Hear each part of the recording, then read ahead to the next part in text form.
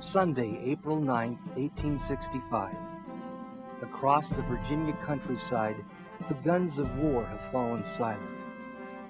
In the small town of Appomattox Courthouse, General Robert E. Lee surrenders the Army of Northern Virginia to Ulysses S. Grant, and the two begin negotiations that would eventually bring a peaceful end to the Civil War. On this same day, more than 2,000 miles to the west, another peace meeting was taking place. But here, in the settlement of Manti in the Utah Territory, the outcome would be far different. 10 angry men were about to set into motion a series of events that would throw the territory of Utah into turmoil for the next several years. Compared to the conflict now ending at Appomattox Courthouse, this war would be minor. But to the men, women, and children living in Utah, it would be a relentless tragedy leading to enormous loss in property and human life.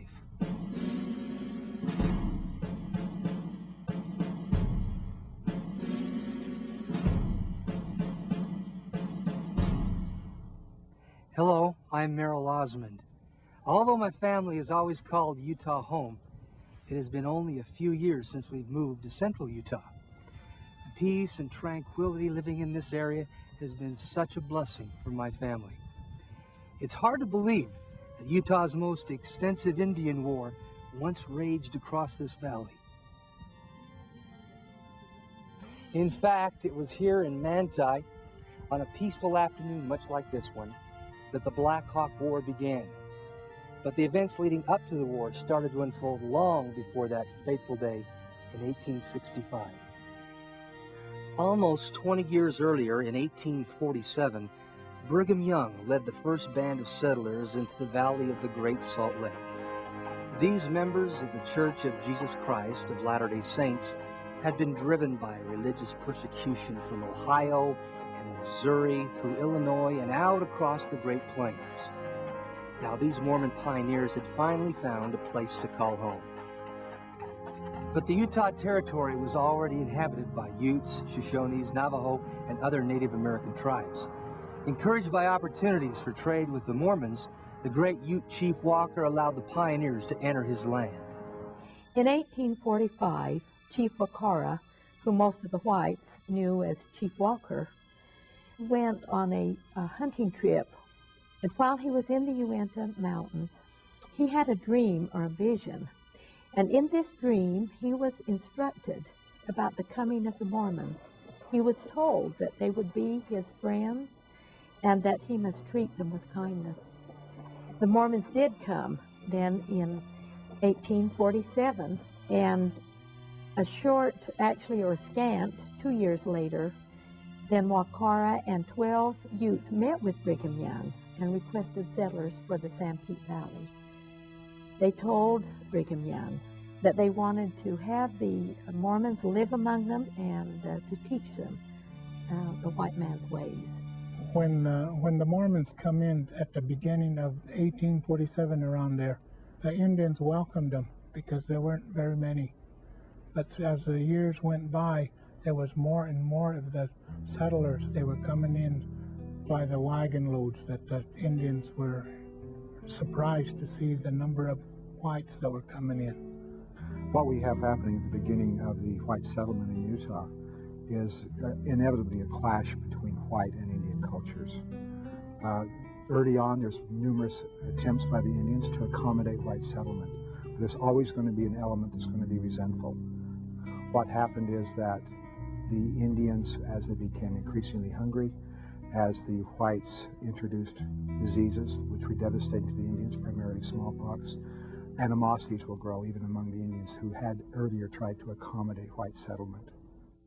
The Mormons regarded Native Americans as an important part of their own theology. The Book of Mormon depicted the Indians as descendants of Israel, the forgotten remnant of an ancient Christian civilization. Accordingly, most church members took careful steps to foster a relationship with the Indian people and to deal fairly with them. Well, the Mormons, they established irrigation canals.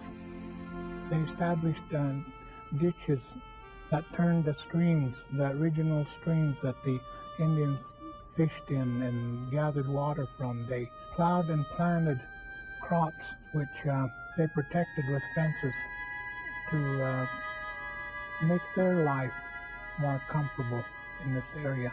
So our life changed. It made it difficult for them to survive in. Brigham Young certainly in his heart wanted to help not only his pioneers have a safe refuge, but to help the Indians in their plights as well.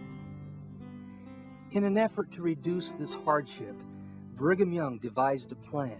He set up what he called Indian farms, one at Spanish Fork and others in Sanpete and Millard counties. Most people know Brigham Young, and I know Brigham Young from my study, as being a great colonizer of the West, a pioneer leading the first wagon trains across the West, and also as a great spiritual leader, being a prophet of God and leading the church at that time. But not many people know Brigham Young as the head of Department of Indian Affairs for the great territory of Utah. He was a great friend of the Indians and did much to help their plight.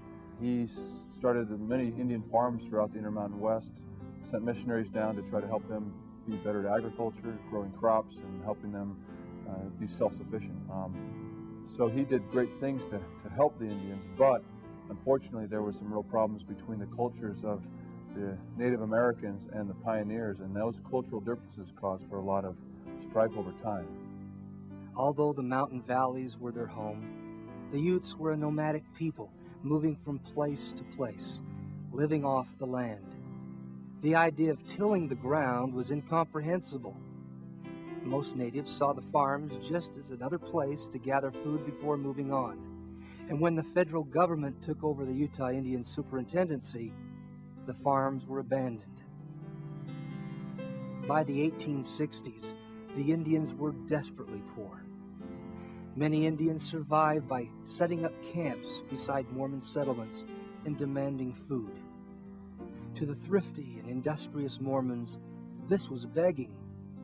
But to the natives, it was taking appropriate compensation for occupied Ute land.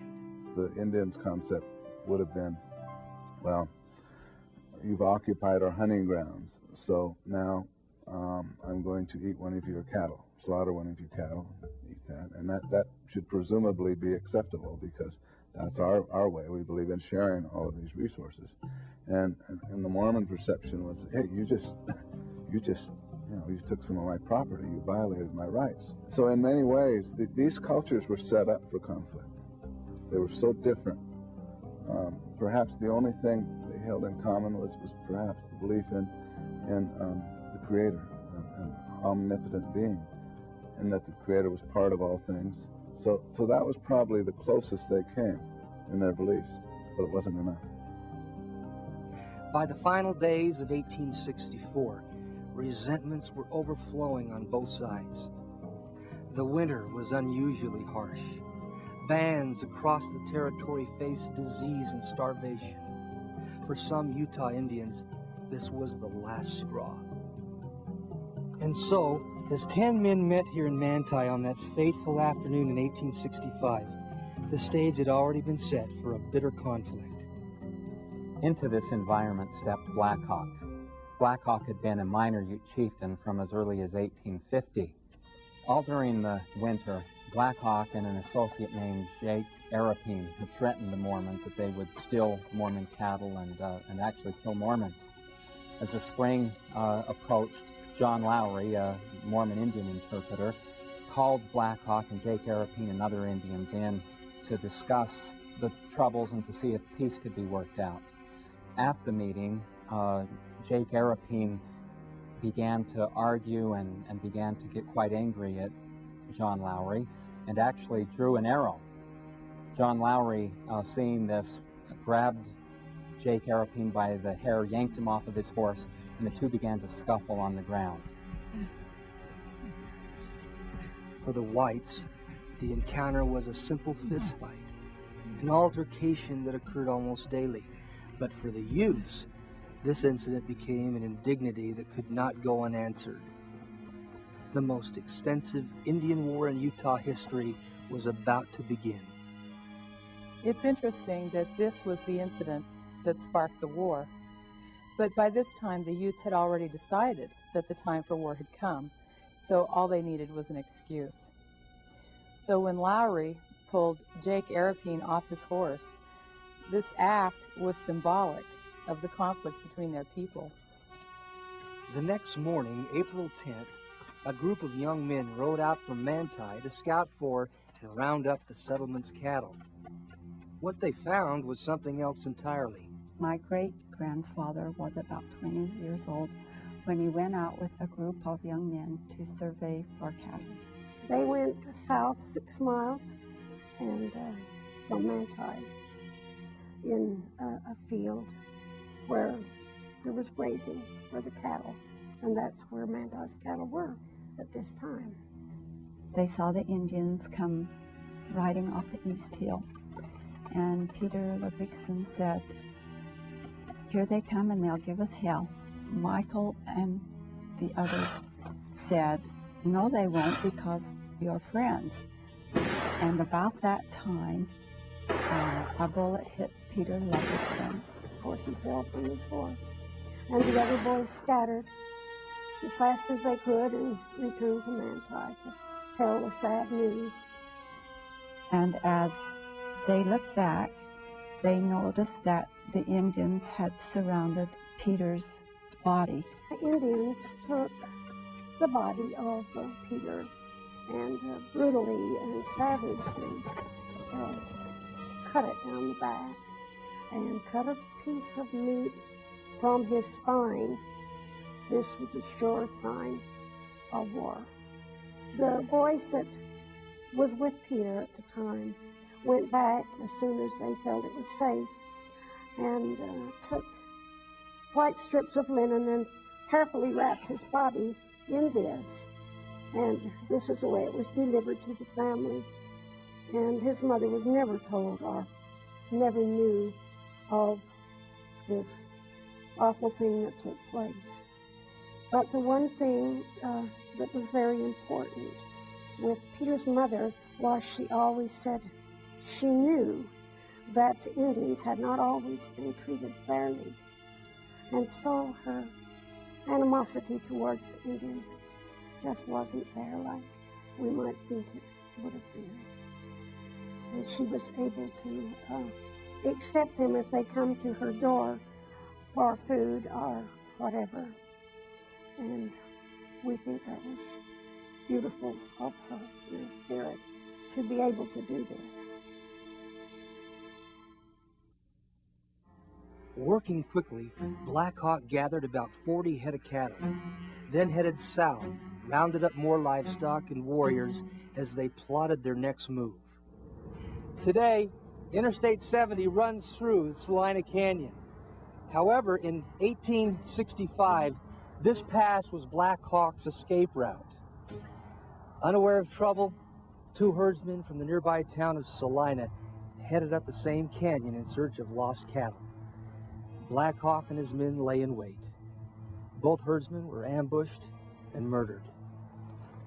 In all, Blackhawk's first raid had garnered about 125 head of livestock, including all of Salina's horses and cattle. Settlers responded to the attack by alerting their local militia, a branch of the Mormon armed force known as the Nauvoo Legion. The next morning, the militiamen headed up the canyon to retake the cattle and punish the raiders. Colonel Reddick N. Allred was with his cousin, John Lehigh Ivy. They had 84 men with them that they were leading up into the canyon of Salina. As they went up this mountain, the trail became narrower and narrower. They were following the trail that the Indians had left. As they got to a point where the trail was so small that they had to go single file, a shot rang out from the Indians, and this was followed by a vast number of other shots. One soldier described it as like hail coming down. The bullets were so thick. Colonel Allred, of course, ordered a retreat, and as they went down the mountain, he was thinking he was going to flank the enemy. But some of the men misunderstood, and they thought he ordered a total retreat and went down the trail. This actually was very fortunate because the Indians were also trying to get down behind and cut off the retreat.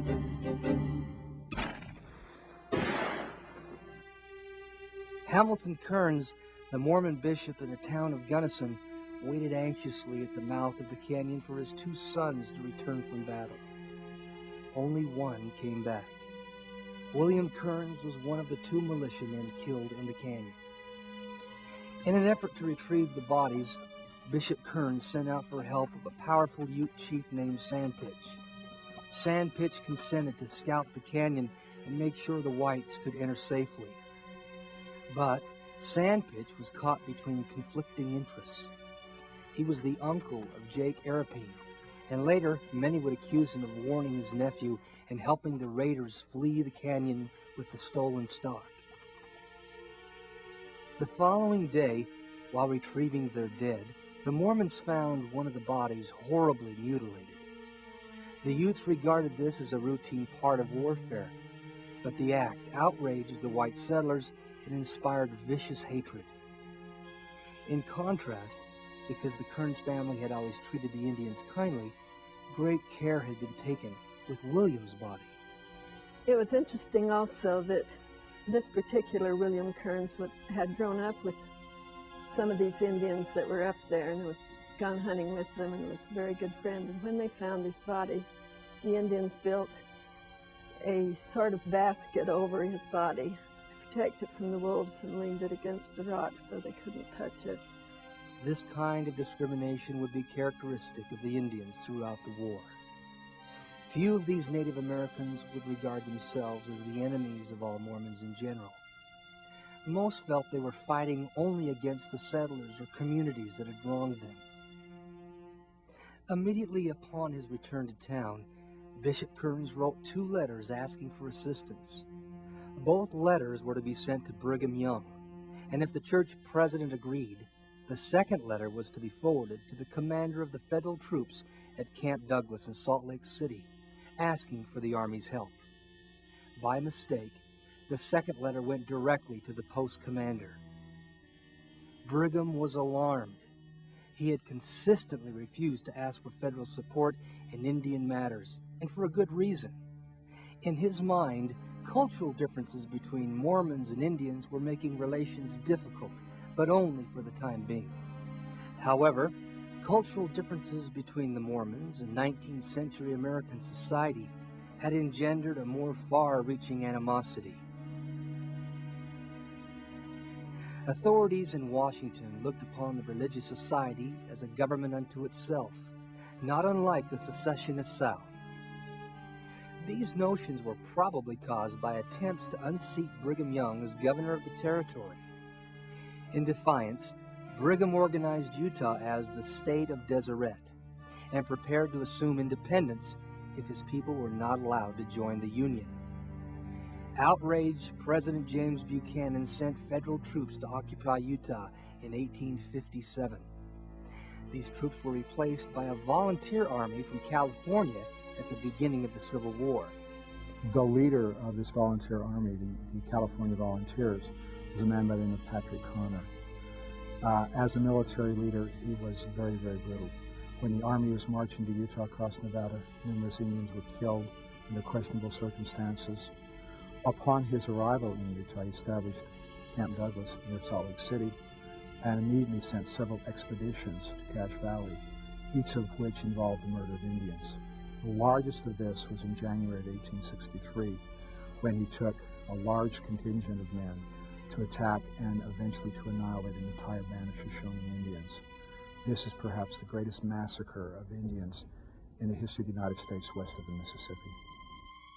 Ostensibly in Utah to protect the Overland Trail, Connor made disbanding the Mormon theocracy a personal vendetta. In an attempt to intimidate church officials, he trained his howitzers directly on the home of Brigham Young. Consequently, Patrick Connor was looked upon with disgust by Indians and Mormons alike. And so, church authorities now watched nervously to see how Connor would respond to Bishop Kearns' message for help.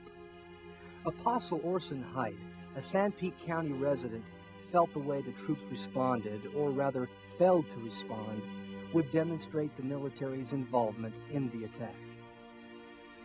Colonel Connor's response only confirmed the suspicions. Since neither the telegraph nor the overland trail were threatened, the raids were outside the military's jurisdiction. It's quite remarkable that someone of Connor's reputation, who was known for killing Indians with proper provocation and also with no provocation, would refuse to become involved in the war in Utah. It's quite clear that Connor had no intention of coming to the aid of the Mormons. He left them to their own resources. They would have to fight this war all by themselves. Connor's antagonism made Brigham even more determined to handle his Indian problems internally.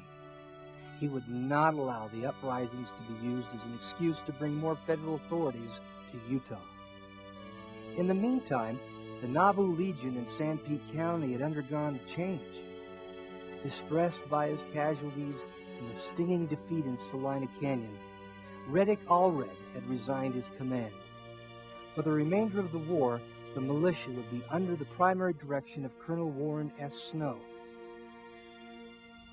During the Blackhawk War, Warren Snow was the chief implementer of Brigham Young's Indian policy. Brigham Young had given Snow orders not to expose his men to undue danger. As a result, Snow's men frequently complained that he was overly cautious and moved too slowly for them to actually catch Blackhawk. Meanwhile, the Indians held Snow personally responsible for the military operations the Mormons launched against them. While Snow became an archenemy figure to the Utes, they continued to hold Brigham Young in high esteem. Brigham Young sent his son Joseph along with several other church leaders throughout the territory to preach peace. His message to the congregations was summed up in his better to feed them than to fight them policy. President Young was convinced that this approach would diffuse the conflict and discourage those few Indians bent on war. Even as Brigham Young preached peace, the raiders were on the attack again. In late May of 1865, the raiders swept through Thistle Valley in a wave of killings. A shepherd, a lone rider, and all 6 members of the Givens family were brutally murdered. Despite Brigham's instructions to cultivate peace, local settlers were ready for blood. In 1861, President Abraham Lincoln had established an Indian reservation in the Uinta Valley. Now the new Superintendent of Indian Affairs for the Utah Territory, Orsenius H. Irish, had been authorized by Congress to negotiate a treaty with the Utes and begin moving them to their new homes. Because of his rapport with the natives, both the Indians and Superintendent Irish looked to Brigham Young to help arbitrate the treaty. At the Spanish Fork Indian Farm, 16 Ute chiefs, Mormon church leaders, and Superintendent Irish met to discuss the terms of the treaty. The treaty proposed by Superintendent Irish promised the Indians that if they would move to the Uinta Reservation, that the federal government would build them mills, would help them construct farms, would build schools for their children, would even build homes for their chiefs. But the Indians didn't trust Superintendent Irish. They didn't know him. On the other hand, they had dealt with Brigham Young for almost 2 decades now, and they sought his counsel. If you do not sell your land to the government, they will take it, whether you are willing to sell it or not. They are willing to give you something for it, and we want you to have it. We have not been able to pay you enough, although we have helped you a good deal. But now the Great Father is willing to give you more. Only Sandpits refused to sign, but he could only sit brooding in his lodge for so long. In the end, he gave in. Superintendent Irish was overjoyed. The man who looks at you today and will look at you in a few years hence would not think you the same people. Irish's prophecy ultimately came true, but tragically not as he expected.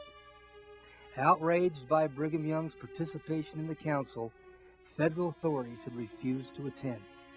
Although some Indians began moving to the reservation, the treaty was never ratified by Congress. When Brigham Young realized that the federal government was not coming forward with the promised goods and food, he tried to make sure the Indians were fed. Numerous loads of clothing and food were actually sent to the Indians on the reservation, but Brigham Young's resources, being in a poor state, could not meet the actual needs of the Indians. With the best of intentions, Brigham Young had essentially set up some of the Indians to be cheated by the government, and Brigham Young was unable to retrieve the situation. A later agreement would leave the Indians more impoverished than ever. But problems were just beginning. As the council concluded in Spanish Fork, a congressional delegation arrived from Washington, D.C. Speaker of the House Schuyler Colfax announced that their express purpose was to renew the government's campaign against polygamy and the Mormon theocracy. Congressman Ashley was especially direct. He informed the church hierarchy that now that the Civil War was over, the religious element was demanding the troops be sent to Utah to abolish polygamy.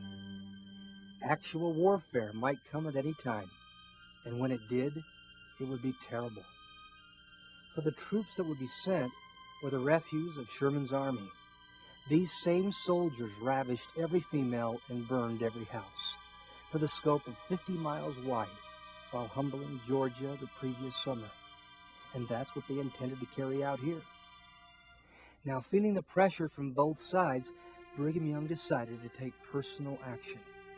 Convinced that church members could do more to defend themselves and promote peace, Brigham set out to visit congregations in Utah, Juab, and Sanpete counties. He was doing just that on July 14th, when his meeting was interrupted in Manti by word of yet another Ute raid. This time, Blackhawk had attacked the small community of Glenwood, killing 2 men and taking over 300 head of cattle. His patience spent, Brigham ordered Warren Snow, "Do your duty and say nothing to any man, and call upon nobody to help you, for you are able to help yourselves. Seek out the murdered Indians. Let the innocent go free. Use up these wicked Indians who are killing the inhabitants." Now promoted to general, Snow gathered volunteers and headed south. Making camp at Grass Valley, Snow's men were startled by Indians hiding in the bushes.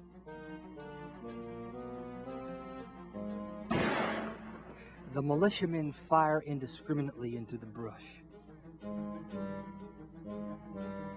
Snow raged at his men, but it was too late. The warriors had long since gone, and it was the women and children who had taken refuge in the stand of trees. Now most of them lay dead. This incident, which was to become known as the Squaw Fight, would enrage Indians across the territory. The Mormons of Sanpete, they concluded, could not be trusted.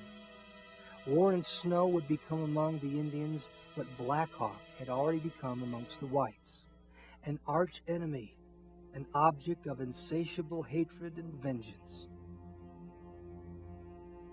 Blackhawk continued with the stolen cattle toward Castle Valley. The canyons there were easy to defend, and the spectacular formations offered thousands of hideouts. A generation later, the area would be nicknamed Robber's Roost by outlaws like Butch Cassidy. In addition to the terrain of Castle Valley, the Indians had another advantage. Snow's men were poorly provisioned and the men largely inexperienced. Forts which had been constructed in earlier days had been allowed to deteriorate, or were torn down to build houses or other buildings. In the eyes of church leaders, the residents had not been faithful in protecting their own communities. During the years of the Blackhawk War, there was an urgent and widespread effort to build forts across Utah. For example, you can see the remains of Fort Deseret down near Delta. The Moyle Indian Tower in Alpine, Utah, was a lookout tower that could also be used for defense. There are the ruins of Fort Pierce down south near St. George. And of course, there's Utah's most famous fort, Cove Fort, located between Beaver and Fillmore. Cove Fort, like many other forts, was never actually used for fighting.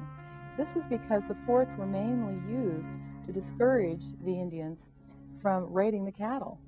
The Indians were not going to go in after cattle if they were in danger of being shot. Tragically, the most peaceful natives were often caught in the crossfire, mistrusted by whites and threatened by their hostile brothers. Many such Indians were baptized Mormons and had worked as laborers on the farms and ranches of the settlers. In an effort to quell the growing hatred and violence, Brigham ordered the Mormons of Sanpete County to halt all hostilities against the Indians. At the same time, he sent word through various Ute messengers that he desired to contact Blackhawk personally and begin peace talks. Unfortunately, the citizens of Sanpete and Sevier counties interpreted Brigham's announcement as an end to the war. For some, this would be a fatal mistake. In Ephraim, my husband's grandfather, Neil Slow Anderson, and a friend were going up into the mountains. They knew there was a danger. There had been threats of Indian attack, but they felt that because there were so many loggers in the mountains that they would be safe. They were only partway up when some of the loggers came running down and warned them that the Indians had attacked, that some of the loggers had been injured and some killed. Neil Soul and his friends hurried back to town. They came to Gardnell, which is not the largest mountain, but from its top, it gives you a view of all the entrances and exits. And that was where this main protective fort was built. Neil Soul hurriedly came to that point and sounded the drum. That was the alarm for an Indian attack. Out on the main road, Blackhawk's men encountered a carriage en route from Manti. They gave chase. When the Indians came out of Ephraim Canyon, they spotted the carriage, and one of my ancestors, Mr. Andrew Whitlock, was driving the carriage with Mr. Larson and a lady doctor, Mrs. Snow, in it. As the Indians approached, he just whipped the horses and made them go on through them. Mr. Larson climbed up over the dashboard and rode between the horses and the carriage. The Indians used up all their ammunition at that time and decided to use their bow and arrows and shot Andrew Whitlock in the back with one of the arrows. Once in the safety of town, Mr. Larson pulled out the arrow out of Andrew's back because the lady doctor at that time had become so hysterical she wasn't able to do anything. Andrew Whitlock suffered the rest of his life with that injury. Continuing the raid, Blackhawk led several of the Indians to the west side of town where cattle grazed. The speaker, William D. Gura, was born in Ephraim, Sanpete County, Utah. My parents came from Denmark, and in October of 1865, while they were gathering potatoes in the field west of Ephraim, a band of Indians appeared, bent on killing. I've heard my grandfather tell this story many times to us as children when we would visit with him in Sandy, of how his parents were killed that day in October. And the Indians turned up towards my great-grandparents who were working in the fields, gathering potatoes. And as the Indians approached them, they started running towards the town. Martin picked up the child, and the Indians caught up with him and shot Martin. And then Hansine picked up the baby, and she was also shot. And the young girl that was with him was shot also. One of the Indians came and picked up my grandfather, and this was witnessed from the town, and they saw the Indian put him back down again for some reason. And later on, in the peace conferences that took place, it was found out that this Indian said that some feeling came over him that he just couldn't harm the baby, and put the baby back down and left. In 1953, I attended a ceremony that was held in our Pioneer Cemetery, where the Curry family came to erect lovely large granite marker that had the names of all those who were slain that day and an account of the event of that day.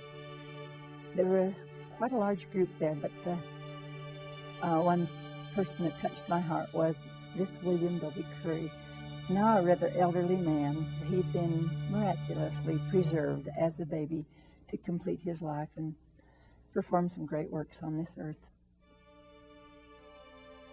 Though beset by one trial after another, Brigham Young continued to promote nonviolence. During the next cruel winter, he continued to send shipments of food to the reservation. In spite of his best intentions, these donations of food could not stem the Indians' growing bitterness.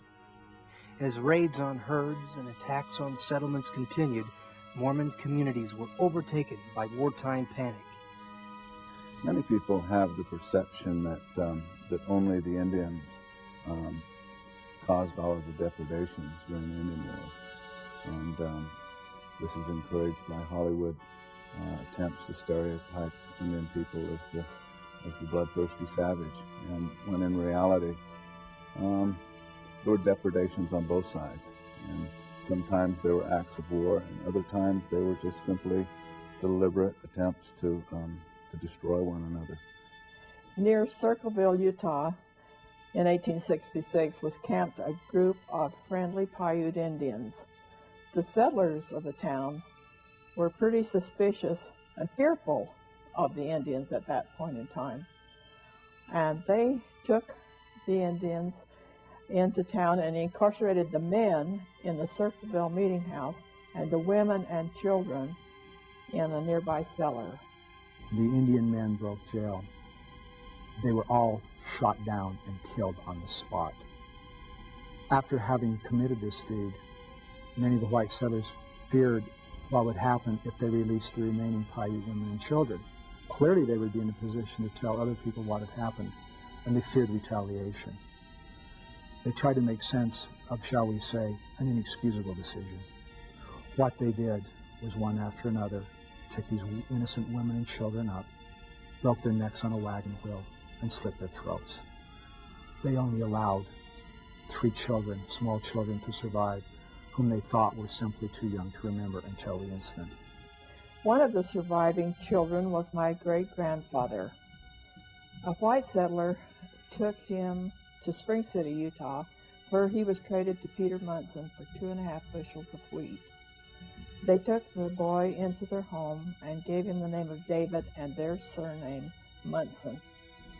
The Circleville Massacre was perhaps the most unfortunate incident of the entire war. This was a massacre to try to protect a crime and ended up protecting nothing, just showing to what lengths some people would go in war hysteria. Fearing the worst not just from the Indians and the federal government, but from the settlers as well, Brigham embarked upon a desperate new strategy, one which would force the Indians to accept peace. On March 14, 1866, war and snow surrounded Sandpitch's camp near Nephi. The plan? To capture chiefs suspected of aiding and providing information to Blackhawk and the raiders. All of the 9 chiefs captured were known as friendly and offered little resistance. Snow was ordered to hold the chiefs comfortably until such time as peace was established. Upon learning of the captures, Daniel H. Wells, counselor of Brigham Young and head of the Nauvoo Legion, wrote, "Should they see that you are so very pressing and determined that they shall share your hospitality, they may be induced to send for Blackhawk and Jake and their distinguished friends to come and visit and have all differences adjusted so that we can live together in peace." The chiefs were brought to Manti and placed in a makeshift jail in the courthouse. They were allowed certain liberties. Their families could visit them. Their wives came with food. The chiefs sent out runners to Blackhawk and encouraged him to come in and make peace, but Blackhawk wouldn't negotiate. After about a month in confinement, the chiefs became very nervous and apparently worked out a plan for their escape. One night, the guards had relaxed their vigilance, and a Ute woman crept up the stairway leading to the door of the cell, and she opened the latch. And within seconds, all of the prisoners had jumped over the railing and spread out into the night. A passerby who had watched the escape shouted to the guards, "There go your damned Indians!" And Manti erupted in chaos. When the chiefs escaped from Manti, there was some of them evidently were killed right in Manti. But Chief Sandpitch, a couple of his people made their way to Birch Creek near Fountain Green. I guess every town between Manti and Fountain Green had sent posse out to try and catch them, but they couldn't find him.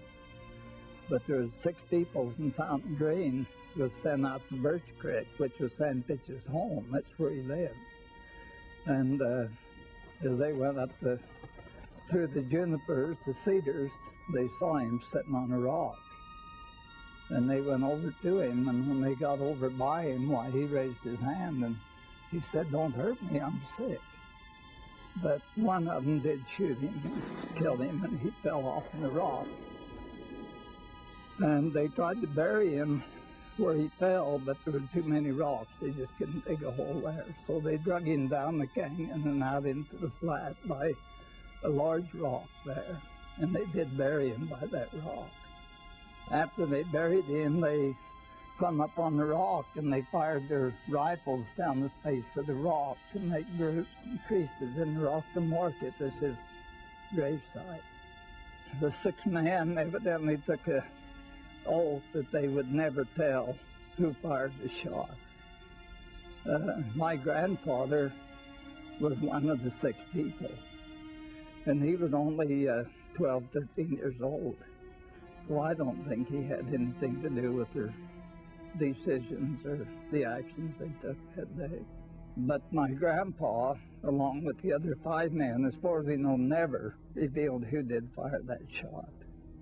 But it had to be a horrible feeling, I think, for the 6 of them to have been there and been involved in that type of thing. Brigham Young was heartsick to hear of the needless killings. His plan had backfired terribly. To a regretful Warren Snow, he wrote, "You could not feel any worse about their escapes than we did. We do not want to kill the Indians. It is painful and repugnant to our feelings to have to resort to violence against them." The ramifications of the slaughter were far-reaching. Now the Indians of the Uinta Reservation talked openly of joining Blackhawk. War threatened to engulf the entire territory. In a drastic move, President Young ordered the abandonment of all communities with fewer than 150 inhabitants. Leaving their homes, scores of Mormons relocated to the safety of larger settlements and newly erected forts. When the order came to evacuate the communities, my great-great-grandmother was expecting a child. They had to evacuate quickly, and so they loaded her into a grain wagon that was being moved out by the government. And on the way from Salina, where they were living, to near Gunnison, where there had been a fort built, she gave birth to what turned out to be my great-grandfather on the back of this grain wagon, escaping the Indians during the Blackhawk War. By the summer of 1866, Blackhawk was one of the most powerful chiefs in Utah. The wealth accumulated from his raids had given him huge prestige and authority among his people. The whites now referred to him as the Red Napoleon. Nevertheless, at the peak of his power and influence, Blackhawk was about to stage a daring raid that would ultimately prove his downfall. On Sunday morning, June 10, 1866, Blackhawk and his warriors descended on the small settlement of Scipio. The raiders escaped Scipio with 350 head of cattle and 75 horses. They knew if they could drive the stock to Castle Valley, the Mormons would never catch them. But there was only one route the Indians could take. First, they would have to traverse the mountain pass called the Gap to reach the Sevier River. Once on the river, there was just one spot where they could cross, a shallow stretch called Gravelly Ford. Brigadier General William B. Pace was stationed nearby in Gunnison. When word reached him about the raid at Scipio, he went into action. Pace and his men managed to reach Gravelly Ford ahead of the raiders to cut them off. The Indians opened fire. The ensuing gun battle lasted 3 hours. In an attempt to rout Pace's men, the most valiant Ute warriors repeatedly galloped past at close range to fire. Finally, the bullet of a Mormon sharpshooter found its mark. The warrior retreated on foot with a vicious stomach wound. Today, most historians agree that the wounded raider was Blackhawk himself. Militia reinforcements finally arrived at Gravelly Ford. Unfortunately, in yet another mix-up, Pace mistook the distant horsemen for more Ute raiders. Pace ordered a retreat, and Blackhawk escaped with the livestock again. Even so, the battle would prove a turning point in the conflict. With the wounding of Blackhawk, the tide would gradually begin to turn in favor of the Nauvoo Legion.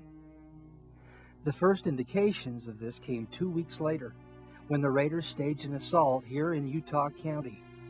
There were guards that were patrolling the area across the Union Bench from the Spanish Fork Canyon to Hobble Creek. They rode into town and reported to Bishop Johnson that all was well. He told them all is not well, and he reported to them that the Indians had made a foray into the valley and had made off with 20 head of cattle and 30 head of horses from the Springville and Mapleton area. He further told them that Colonel Creer from Spanish Fork was mustering a group of people to go in pursuit after the Indian. There was some fierce fighting from both sides, and it soon became obvious that the Indians were overpowered. Apparently, they disappeared eastward through various canyons and defiles into the vastness of the Strawberry Valley. During the various battles of the Blackhawk War, this was one of the first times that the settlers were able to retrieve their livestock. The Indians were not entirely to blame, and we should not place blame upon them because they were being moved by a different culture. But nevertheless, we should have a sense of history. And even today, I take my children, my grandchildren, I take Boy Scout groups into this area to show them what happened during the time of this great engagement of the Blackhawk Indian War. For the next year, the raids continued, but it was a futile effort for the Utes. Brigham Young's policy of vigilance in guarding the communities had begun to pay off, and the tide had turned. The Utes were tired and hungry, and their ways were succumbing to the new social order. Leader never thought for himself, he thought for the betterment of all. In the beginning, they knew they would never win, but they did try to set in their way of thinking to go out, bring attention onto himself, to bring back so that the people could use that to help his people. We know we will never win, but we go out and make our voice heard, our actions heard, in order to bring the problem back and then solve it by talk. On August 10th, 1867, in a surprising turn of events, Blackhawk himself appeared at the Uinta Indian Agency and asked for a meeting with newly installed Superintendent Francis Head. Suffering complications from his stomach wound received at Gravelly Ford and weakened by disease, he announced he was tired of blood and ready to make peace. Blackhawk did more than talk peace. He was instrumental in getting his people together with the whites for a series of peace meetings. We know that he appeared at a peace meeting in Ephraim down in Sanpete County. And he also appeared up at Strawberry Valley in the Uinta Basin. And when he did this, the animosity faded and the healing began. There had been many peace treaties signed, hoping that the Blackhawk War would finish. This was the last one. It was held in Mount Pleasant, Utah. And my father, who was just 9 years of age, had been chosen by the authorities to go to Indianola and bring the chiefs in. After they were all assembled, Bishop William S. Seeley invited all the chiefs to come to his home. This wasn't the end of conflict. There's always people that break the law. The Indians broke the law a number of times, so did the pioneers. But actually, they were becoming friendlier. They were better friends, and it was easier to negotiate now. Their lives were becoming more alive, and they were helping each other. By the fall of 1869, Blackhawk knew he was dying. Anxious to make things right with the Great Spirit, the Ute chief determined that he would visit every settlement in peace that he had visited while on the warpath, to personally ask for forgiveness. At Blackhawk's request, we sent a message to President Brigham Young, which said that he was tired of fighting the Mormons and that he wanted to end the war if President Young would guarantee his safety. Mr. Sheldon and I took the message from President Young to Blackhawk in his store-bought wickiup. We read the message to him and explained that if he would keep his word and see that his people were peaceful, President Young would instruct the Mormon settlers that they must not harm any of his Indians. Immediately after the message was explained to him, Blackhawk told one of his people to make him a buckskin medicine bag to hang around his neck, so he could put the telegram over his heart. If anyone tried to kill him, they would have to shoot through President Young's message into his heart. Accordingly, in 1869, Blackhawk visited virtually every Mormon settlement from St. George to Spanish Fork, accompanied by his brother Mountain. Blackhawk was allowed to speak in each congregation. While he expressed remorse for lives lost and cattle stolen, he stated that given the circumstances, he and his people could do little else. In the town of Fillmore, the bishop gave the people in the congregation the opportunity to respond to Blackhawk. One settler stood up and called him a murderer and a devil, and angrily shouted that he would never forgive Blackhawk.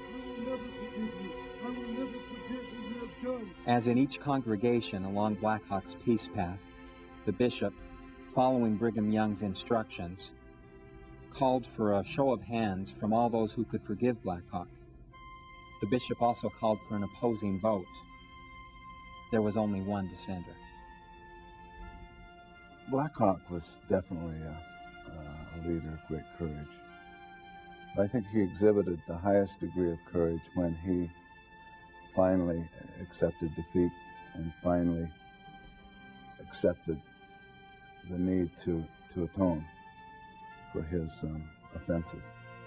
And I think he exhibited the greatest amount of courage when he went around to all of the different villages and churches and apologized to the Mormon people for his depredations. And I think that required great courage and integrity. And I think that's what makes him such a wonderful figure in Utah history. As his health continued to decline, Blackhawk returned to the place of his birth in Utah County. On the 26th of September, 1870, he died. The following day, his people buried him high on a mountain, overlooking the land he loved and fought for.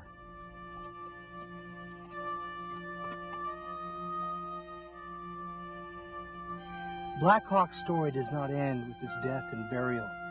In the early part of the 20th century, a series of events would bring knowledge of the warrior chief to a new generation of Utahns and resurrect the memories of those who had fought him years before.